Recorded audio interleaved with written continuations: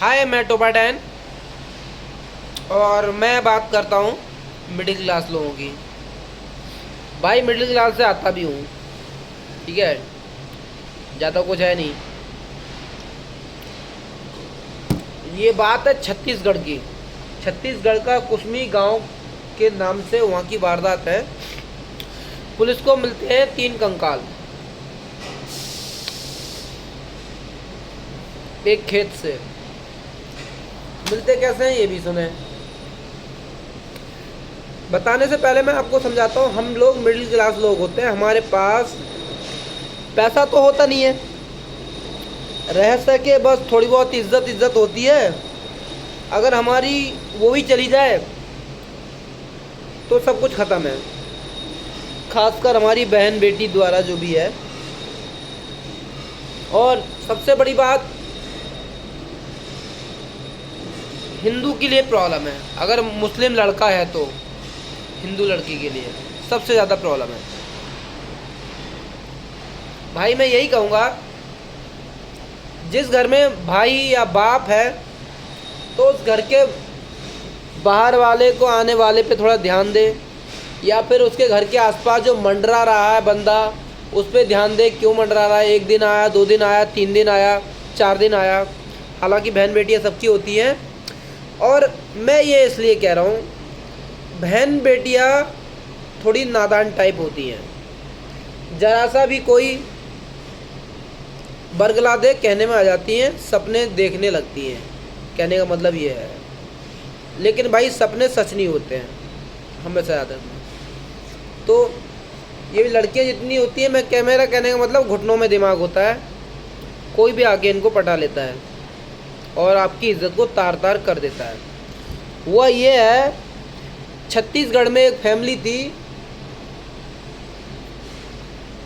पूरी फैमिली को मार दिया मुख्तार अंसारी ने। मुख्तार अंसारी जो है कि एक मुस्लिम था और उसका भाई घर पे पैसे नहीं भेजता था। उसका भाई आरिफ नाम का था, जो कि ठेकेदार था और ठेकेदारी कुसमी गांव की तरफ करता था। और ये जो फैमिली है, सूरज देव नाम के बंदे की, उसके घर आता जाता रहता था। उसकी बीवी का नाम कौशल्या 36 साल, बेटी का नाम मुस्कान 17 साल, बेटे का नाम मिंटू 6 साल। पूरी फैमिली को मार दिया गया। और ये जो मुख्तार अंसारी का कहना ये है, उसने अपना गुनाह कबूल कर लिया है, और पुलिस का कहना ये है कि मैंने इसलिए मारा कि ये पैसे घर नहीं भेजता था, मेरे पिताजी को सांप ने काट लिया था, उन्हें इलाज की ज़रूरत थी और ये पैसे नहीं भेजता था, इसलिए मुझे गुस्सा आया और मैंने मार दिया। मारा कैसे सुने। आरिफ की उसके घर में अच्छी जान पहचान थी, इसलिए मुख्तार अंसारी कुसमी गांव गया और उसने जो कौशल्या है उसके घर पे, उसके पति के ना होने पे घर पहुंचा और उसे बरगला के बहाने से लेकर जंगल साइड में चले गया। जहाँ जाते जाते उसने जानबूझ के रात कर दी और वो एक जंगल में, मतलब एक झोंपड़ी में ठहरे। वहाँ उसने, जो कौशल्या थी, उसने अपने दोनों बच्चों को सुला दिया। फिर उसके बाद मुख्तार अंसारी ने कुल्हाड़ी से तीनों को काट दिया। कैसे काटा, 2 का सरी फोड़ दिया और एक की गर्दन अलग कर दी, पार्ट अलग कर दिए, और एक पानी भरे खेत में फेंक के भाग गया। ठीक है, तीनों की हत्या कर दी। अब जो फैमिली का जो सूरज देव था, उसने आरिफ पे गुमशुदगी, अपने परिवार की गुमशुदगी की रिपोर्ट लिखवाई और आरिफ को नामजद कराया। लेकिन उसका कहना है वहाँ के थाना प्रभारी ने तत्काल एक्शन नहीं लिया, लापरवाही बरती, उसे भी लाइन हाजिर कर दिया गया है। और उसके बाद वो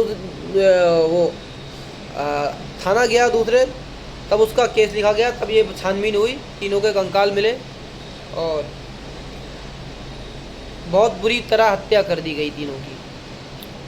और इससे मैं बहन बेटी वाली बात इसलिए कह रहा हूँ, जो आरिफ जो था, जो उनके घर आता जाता था, उसकी बेटी जो नाबालिग थी मुस्कान, उससे उसका चक्कर था।